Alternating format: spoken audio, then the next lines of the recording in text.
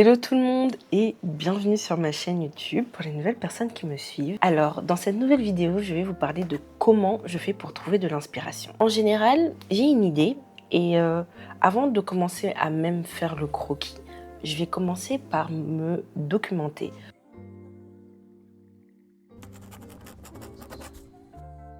Aujourd'hui, avec tous les moyens de diffusion qu'il y a, que ce soit les bibliothèques, Internet, déjà ça permet justement de passer à la seconde étape qui est de structurer.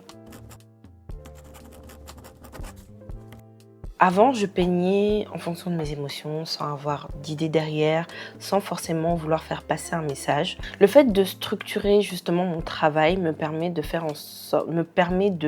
savoir où je vais. Même si par moment, je commence par une idée et le résultat final n'a strictement rien à voir avec l'idée initiale. À partir du moment où tout est structuré, il faut oser.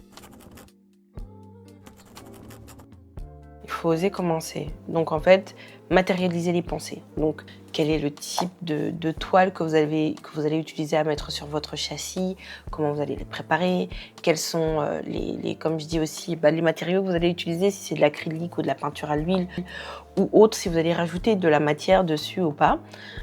Ce que j'aime dans l'art, de manière générale, c'est qu'il n'y a pas de limite. La seule limite que vous pouvez avoir, ce sont vos pensées, vous et votre personne, rien d'autre. Avec tout ce qu'il y a aujourd'hui et la possibilité que ce soit à grand ou petit prix, parce que c'est vrai que plus vous voulez monter en qualité, même en termes de matériaux, plus ça coûte. Mais vous pouvez toujours commencer. J'ai commencé en achetant mes toiles chez Action, après j'ai commencé à acheter du matériel de meilleure qualité. C'est vrai que c'est un budget, mais votre atelier se fera au fur et à mesure. Vous pouvez intégrer ce que vous voulez.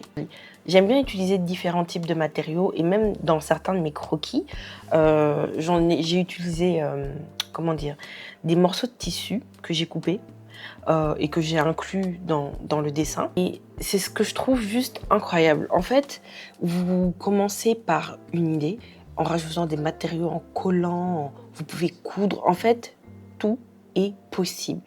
Tant que vous avez l'imagination et la créativité pour, tout est possible. Et c'est ça que j'aime. La quatrième étape, c'est dire non au perfectionnisme.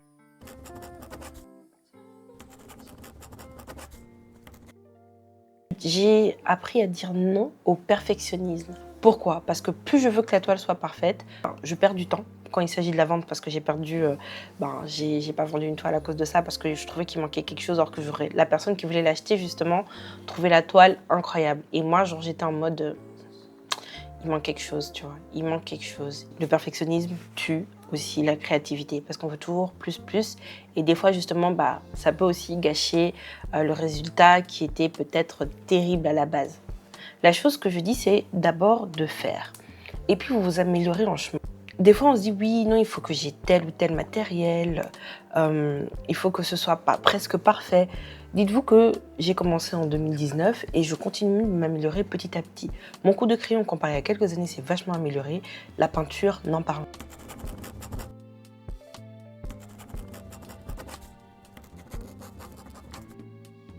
Laissez parler votre créativité. Si vous avez une idée et que vous voulez vous le faire, faites-le.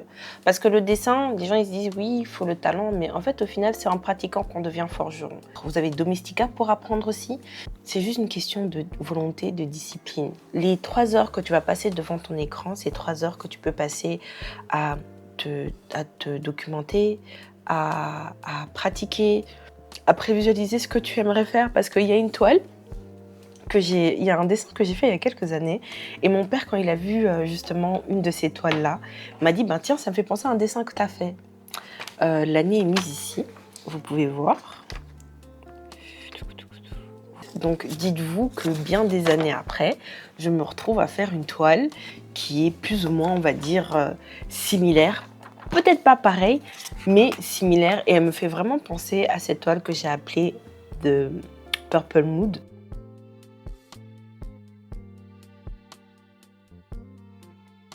Et j'ai un ami qui m'a dit comment ça viendra. Laissez parler votre créativité. Des fois, je sais qu'on peut se retrouver dans des situations où c'est très difficile de créer, mais si j'ai appris une chose, c'est en faisant que ça vient. Sur ce, je vous dis à bientôt pour la prochaine vidéo. J'espère que vous avez aimé. Je vous invite à liker, partager et vous abonner si vous ne l'êtes pas encore. J'ai ma voix qui a décidé de se barrer, c'est pas le moment. Et je vous dis à bientôt pour le prochain épisode. Bye bye!